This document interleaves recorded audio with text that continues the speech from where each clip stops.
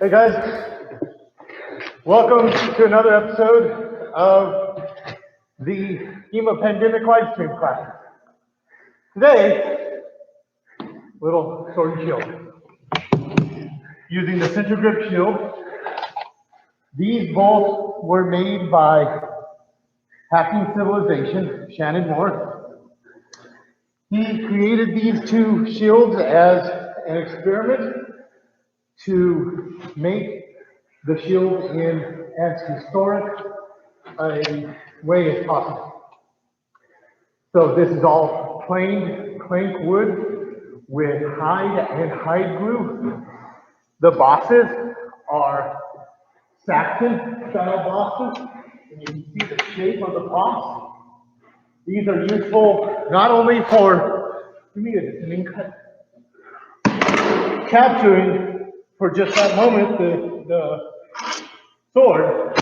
We get in close, using that to open up. Do that again. Hooking, and then because it hooks on that little tab, using that to open up for your own counter effect. This shield here has different colors on it. It's been broken into 4 different areas, and this was for an experiment we were doing. This side here has 2 layers of goat hide.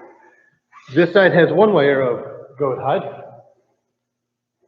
This quadrant here has 2 layers of hide glue.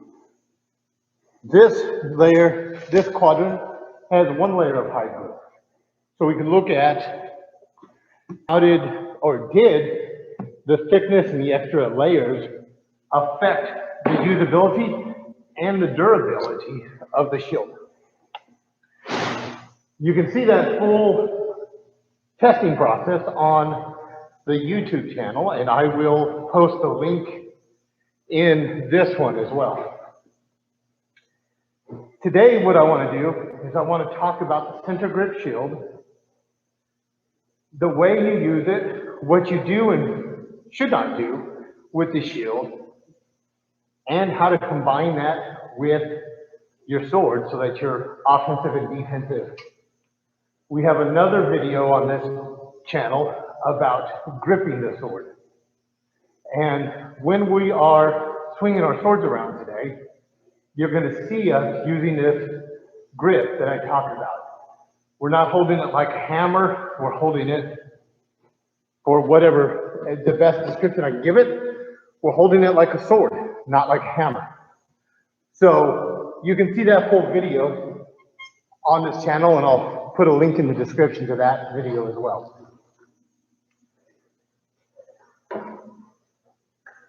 We did a quick introduction to the shield a while ago, and I wanted to do a full video of this. I've seen the center grip shield used in a lot of ways. And one of the biggest dangers that I've seen people put themselves in when using a shield, any kind of shield, is that they block their vision. And you have to be very careful about that, because if I'm fighting you, my opponent, and I've done this, I can no longer see you. Therefore, I don't know if you shifted the level or the direction of your. Everything that we do with our shield, we need to maintain vision. And just like in sword work that we've covered in other videos, geometry is a super important part of this. If my opponent is swinging at my head, and I can feel him, I can move, and it's coming in like this, my natural tendency is to put something in the way, but now that I've covered my whole face, I can't see him, and so if he initiates that cut, and he sees me blocking my face, he's going to go somewhere else, and I'm not going to see him change. So go ahead and do that again. That's all I need. I can still see him. Do that again. And even if he Go ahead and push through, Don. Let's go hard. Push through. Look how that just lines off or changes, slides on my shield. If he comes to the other side of my body, I've seen this a lot. Well, now my shield is in the way of my shield. This we say? Go ahead and do that again. I'm not going to move. So that's the blow coming in there. Go and do it again. That's all I need. My shield, go ahead and relax, has only moved that far. Go ahead and stand like this for me, please. So I'm not going to move. You're going to hit me. You need to scoot that way just a little bit. There we go. Perfect. Do that again. I'm not going to move. Great. I've got my shield here. He does that, and I do that. I don't need to move any further. Go ahead and hit me in the shoulder. Harder. Okay. Harder. I don't need anything else. Do that again slow. And then as you do it, slide up along my rib. Sure. Because I'm looking just over my shield at my opponent, if he slides up, it's still going over my head.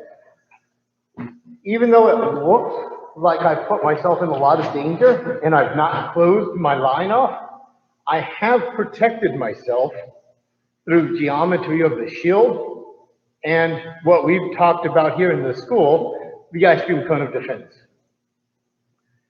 So you don't need to completely block yourself off. And if you do that, you run a greater risk of blocking your vision or interrupting your own next movement. So it's important that you only move as much as you need to. And with the diameter of these shields, to protect my right side, if I keep an angle with my shield, I only need to go to just the right side of my sternum.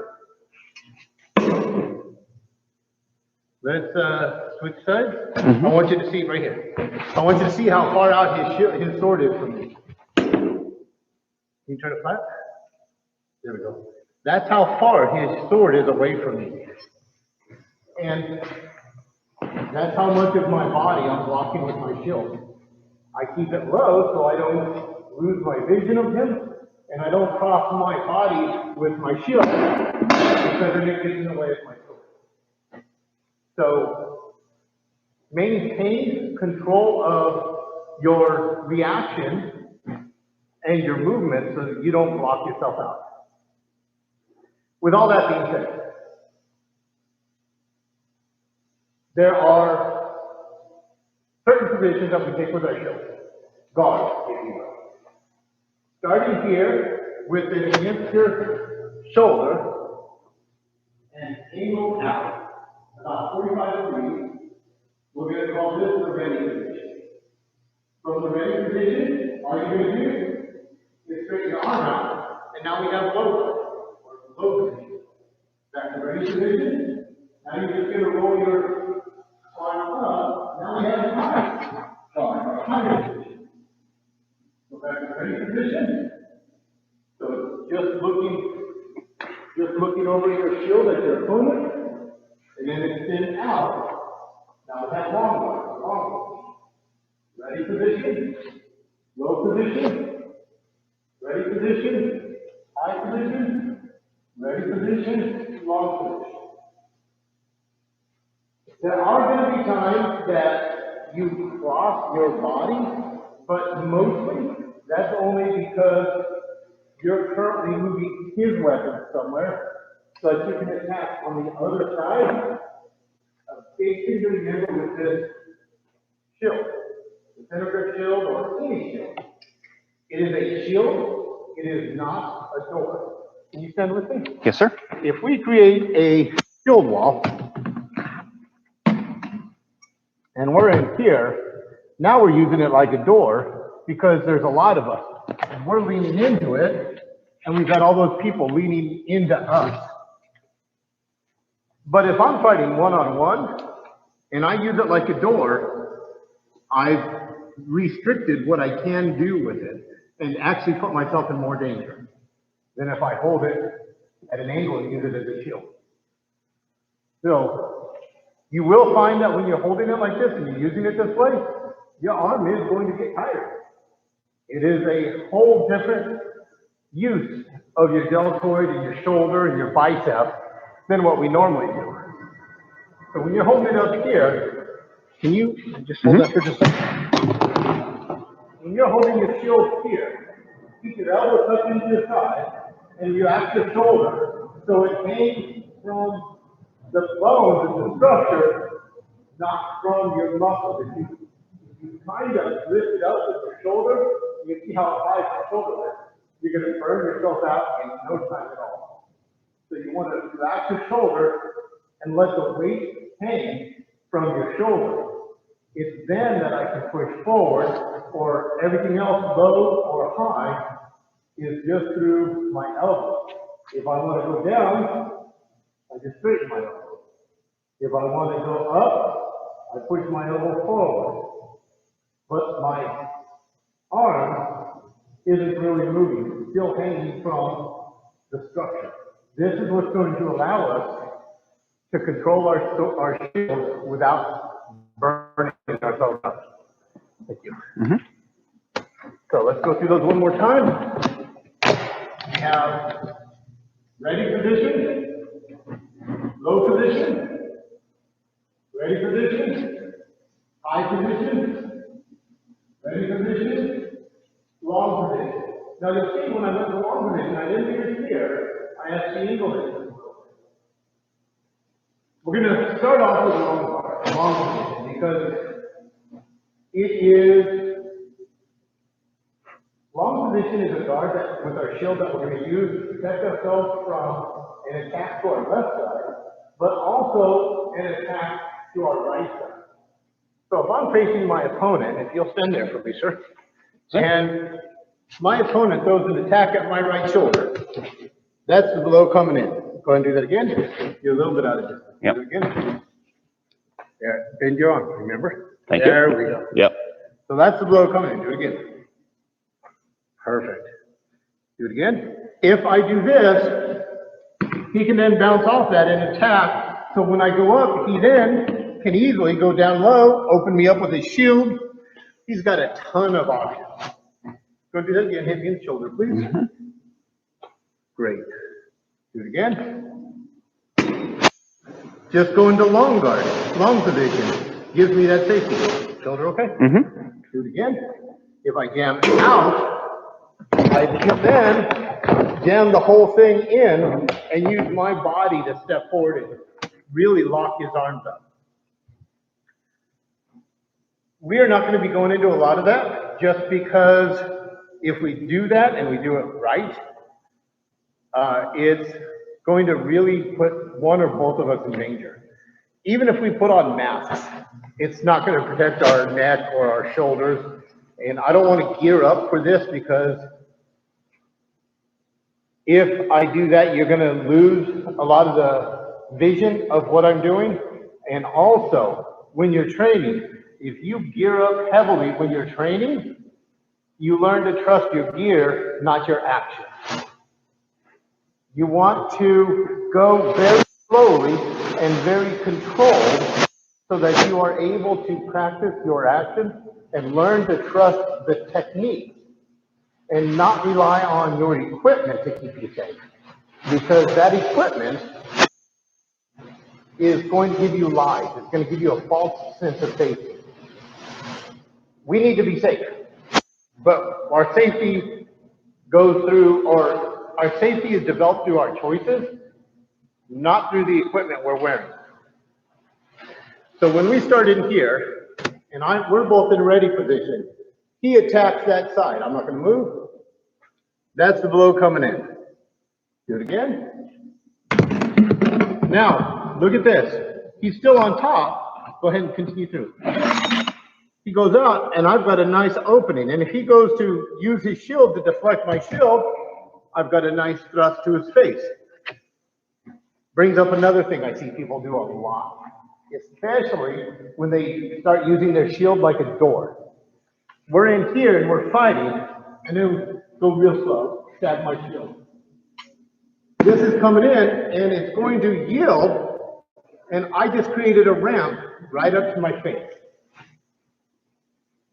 I cannot tell you how many people I've seen stabbed or almost stabbed in the face because of the way they use their shield like a sword. I've been in battle reenactments over in Europe where we're swinging still swords at each other, and sometimes people have shields, but there's no face masks on. So they're open face and helmets. And I've seen people do this with shields and guide their opponent's point right up into their face. So from personal experience seeing it, and I've even done it a couple times to be completely honest, you don't want to use it like a door or it's going to cost you, and you will not want to pay that price. So if a thrust is, if you hold it like a door, go ahead, go slow. It's going to yield. Be aware of that. Go and do that again. If I hold it here, look how I guide it off to the side. This which side? So I'm going to hold it like a door again. Comes in and just guides it right up into my face. But if I hold it in a ready position and be thrust, look how that just sends it to the side. And I've got lots of targets that I can do. I can come down and take the arm that way. This also works with the axe. Did you get that? Because the axe is not going to have the same equal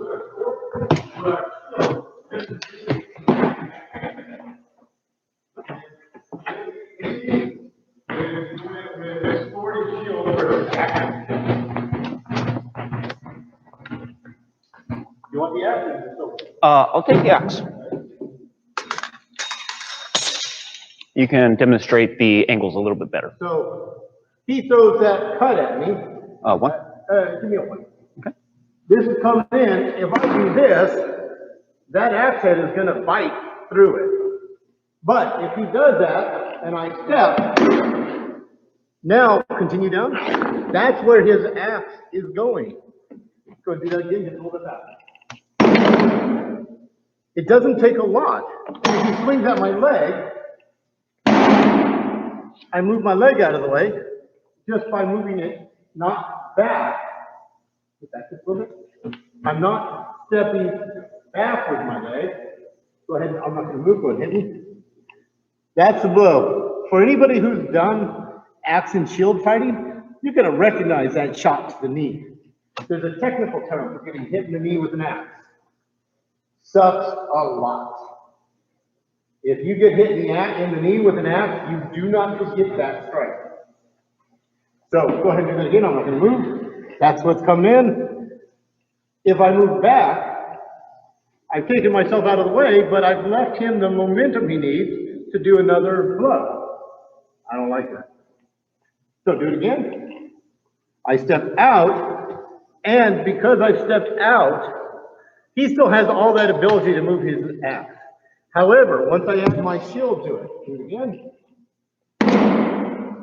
He's still going and continuing that action. But if I step out,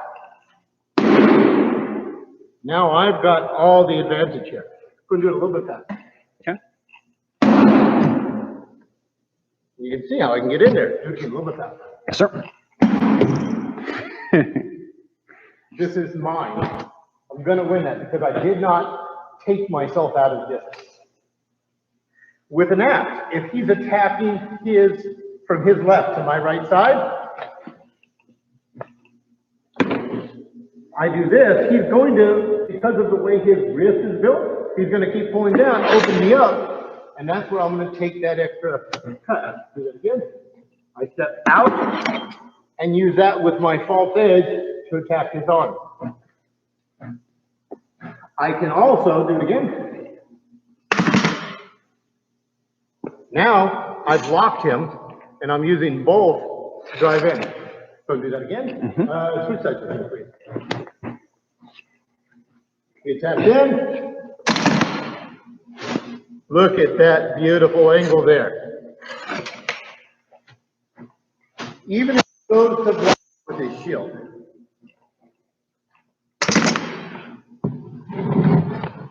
I can push through, open him up, and still stab. And his axe is actually a guide for me. He makes it easier for me to get in there to hit him. I also make it easier for him to push my shield out of the way, because if we do that one more time, watch where he puts my axe. So I'm actually using his own axe to crumple his body and open his shield. Right? Because, now, it's a sword and shield. I have to do a lot of double weapon defense. That's it because he has an axe and I have a sword. He's got more mass and it's all at the end of his weapon. Last week, we did tomahawk and axe, or tomahawk and knife. And one of the statements I made then, and I will make it again, a dull axe is still an axe. It doesn't need to be sharp to do the job. You can put somebody down permanently with a hammer. And this is an edged hammer. So there's a lot of mass and momentum coming in on this weapon. Go ahead and do it again, slow. Not a chance that I'm going to stop that. It's just going to bury through. I can, again, damn it, but look how that folds my shield around. But if I combine the two, my sword, go ahead and pull your axe, actually locks his axe in place, giving me the ability to just go straight forward. So the double weapon defense in this instance, my sword supports my shield and my shield supports my sword. So they work really well together. Thank you. What was that? Carlos is awesome. Ah, nice. So now, what I want to do is, he's got that axe, and I'm not going to try to stop all that mass, because it's just too much, too heavy. All right? Yeah, it's just the axe is slipping in the poor glove. So I'm not going to try to stop it. Instead, this is where we go back to similarities with the tomahawking knife that we did. He's got that blow coming in at me with a one. And I'm going to do upward and then come right back down. And I'm covering myself because I'm expecting this one, the descending blow from his right side to my left side. But he's smart. He's getting me to try to go up high so he can go low. That's his goal. Do it again. And I don't give him the opportunity to do it. Do it again. Go low. Low. Okay. And I can still get him. I can attack this way, but it's not safe because his shield is in the way. And he's on the wrist, and then he'll just go right through my shield anyway. Remember, if you're going to do anything other than slow drill with an axe, gear up. Because you need to learn how to protect yourself and rely on the technique. But with all that mass, you have to gear up or you have to find another training tool. And there's a video that went around on YouTube for a little while in Russia or something like that. Some guy who was supposedly a trainer took a sharp axe, double-handed it, and the guy who had the shield had a scrap shield, not a center shield, and planted it into the shield and into the guy's arm. I know it shouldn't need to be said, but never ever work with a sharp weapon. And just as importantly, never ever work with a dull partner. Right? I mean, very important. Because if they don't care about your safety, you don't want to train with them. And for John and I, it may look like we're taking some risks, but we've fought and trained together enough that I know I can trust him, and he knows he can trust me. But I wouldn't do this kind of thing with somebody I didn't trust or didn't know without equipment, because I don't know who they are, and I don't know that they have the control to not hurt me. So, I want to do a quick review. I'm going to take this side, if you'll stand there for me. So ready position, with the shield in ready position, shield low position, ready position, high position, ready position, long position, ready position, switch heat. We're in ready position, low position, ready position, high position, ready position, long position.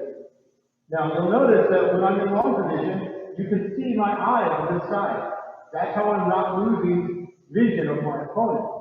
If he hits it hard and it yields, I'm going to take it over just so I can roll it back into place, the high position. And one of the ways I can get that is, switch sides with me. He swings at my right shoulder, and I do this, but he steps forward. No, I want you to just keep pushing that. Okay. Because I want my shield to yield. You roll over my head, and what that is the equivalent of that with my sword.